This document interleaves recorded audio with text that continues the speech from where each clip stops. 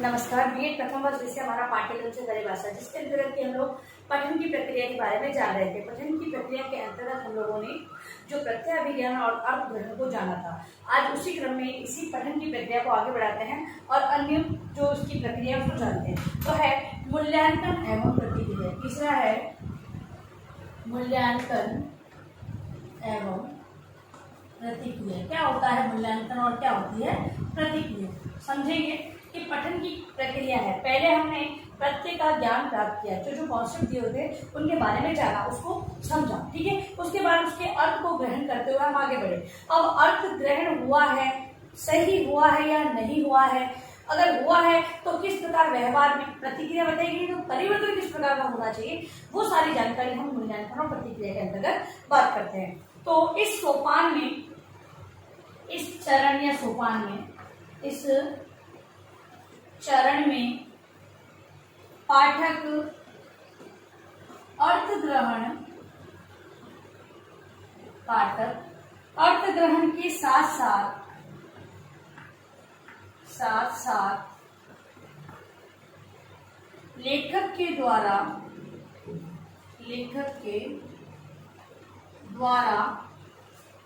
प्रस्तुत घटना,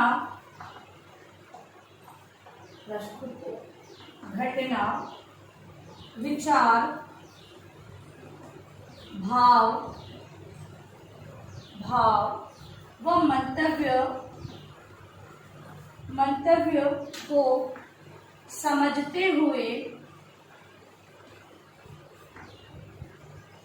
समझते हुए उसका मूल्यांकन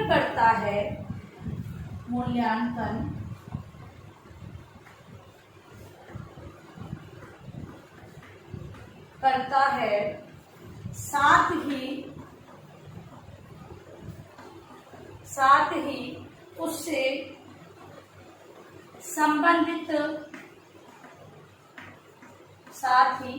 संबंधित वैचारिक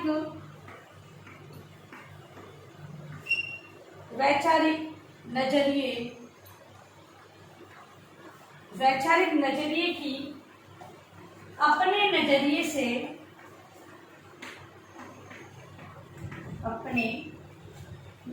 से तुलना व विश्लेषण करके पाठक उसकी परख करता है।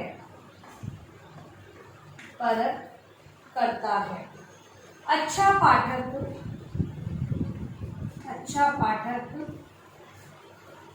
वही होता है जो सामग्री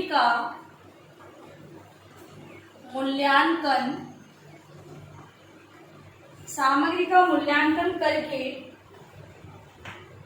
अपनी स्वतंत्र प्रतिक्रिया व्यक्त करे।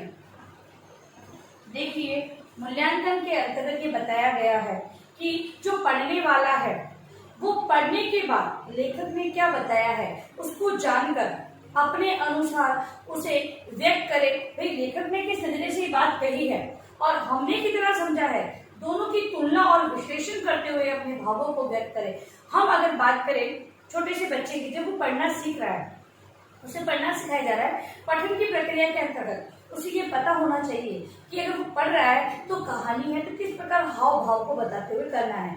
लेकिन लेखक ने जो हाव भाव बताया है तो उसको समझते हुए, उसके नजरिए को जानते हुए हम भी हाव भाव द्वारा इस नाटक या कहानी का प्रस्तुतिकरण करें। तो ऐसी जानकारी प्राप्त करते हुए पाठक वही है जो वो जानकारी को प्राप्त करते हुए, क्योंकि मूल्यांकन भाई अगर हमने उसको सीधा पढ़ लिया, बालक छोटे बच्चे की बात कर रहे हैं हम लोग, अगर नाटक को सीधा पढ़ते जा रहा है, संवाद आ रहा है, सबके संवाद आ रहे हैं, वो डायरेक्ट उसको पढ़ते जा रहा है, ठीक है, अभिनय नहीं कर रहा है, केवल व्याख्या करते हुए उसको पढ़ते जा रहा है, तो उसकी जो समझ है वो वहीं तक विकसित हुई है इसलिए वो ऐसा कर रहा है। लेकिन अगर उसे पता चलेगा कि वो लेखक क्या कहना चाह रहा है इसके माध्यम से, तो वो उसी प्रकार से अपनी भावनाओं को व्यक्त करेगा लेखक के नजरिए से। ठीक है, तो इस प्रकार से जो मूल्यांकन है और वो प्रतिक्रिया है, मूल्यांकन को जो मतलब कि जांच करते हुए उसके आधार पर प्रतिक्रिया करना, अपने भावनाओं विचारों को व्यक्त करना ही मूल्यांकन या प्रतिक्रिया उसकी पठन की कहलाती है। अब जो अगली स्टेप है या सोपान है वो है अनुप्रयोग।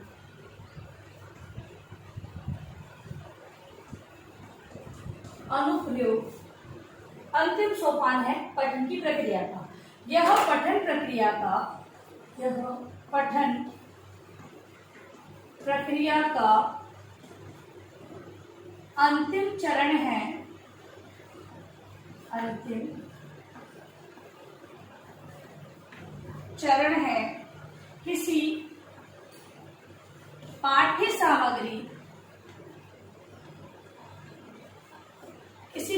सामग्री को पढ़कर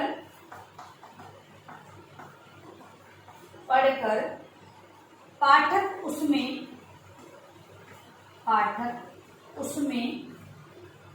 निहित भावों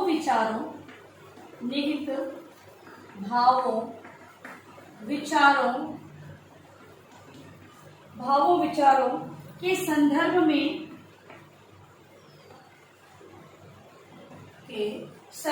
में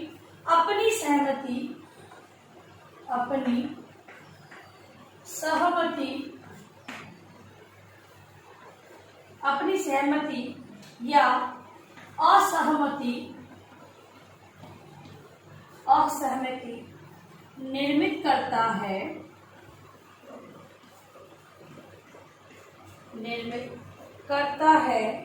इसमें पाठ्य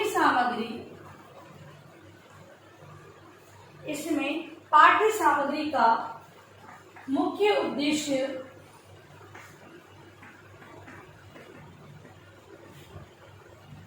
साकार होता है। किसी पुस्तक या रचना को पढ़ना या पूर्ण माना जाएगा जब पाठक उसमें व्यक्त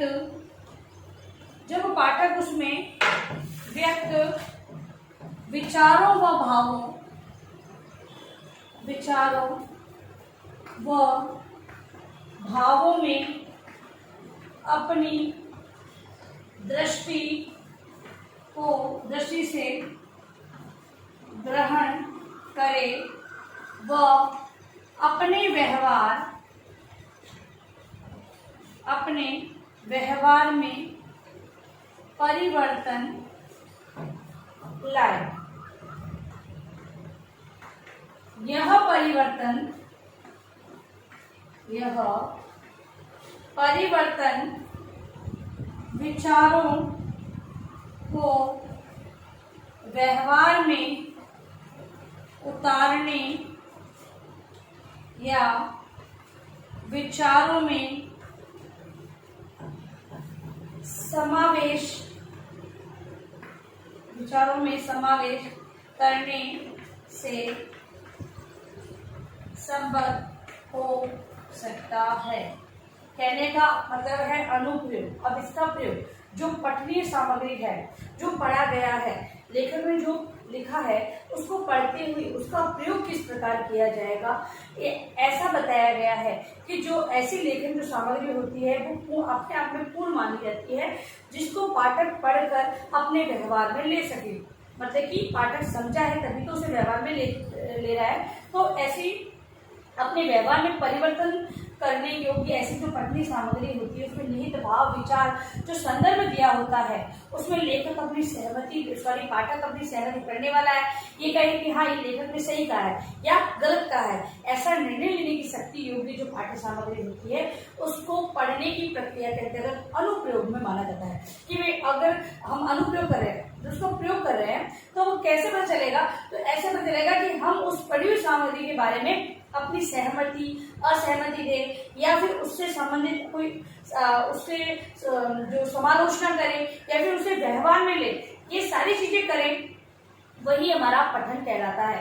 पठन के अंतर्गत अनुप्रयोग की बात हम लोग करें। ठीक है, तो इस प्रकार से हम लोगों ने आज जो जाना है पठन प्रक्रिया के अंतर्गत जो अंतिम जो सोपान थे जिसके अंतर्गत मूल्यांकन या प्रतिक्रिया तथा अनुप्रयोग को हमने जाना, इसे आप गृह कार्य प्रश्न के रूप में आप लोग लिख कर लाएंगे।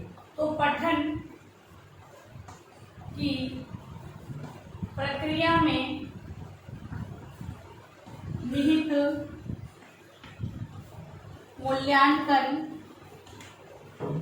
या प्रतिक्रिया, मूल्यांकन तथा प्रतिक्रिया व अनुप्रयोग का वर्णन करें। ठीक है, अपने शब्दों में इन सोपानों को आपको अपनी उत्तर पुस्तिका में लिखना है और अंत में इस महामारी के दौर में कम से कम ये आवश्यक कार्य होने पर घर से बाहर निकले, बाहर निकलते 3 बातों का विशेष ध्यान रखें, मास्क लगाए, सोशल डिस्टेंस बनाए, हाथों को बार बार सैनिटाइज करते रहें, सुरक्षित रहे, सभी का ध्यान रखें।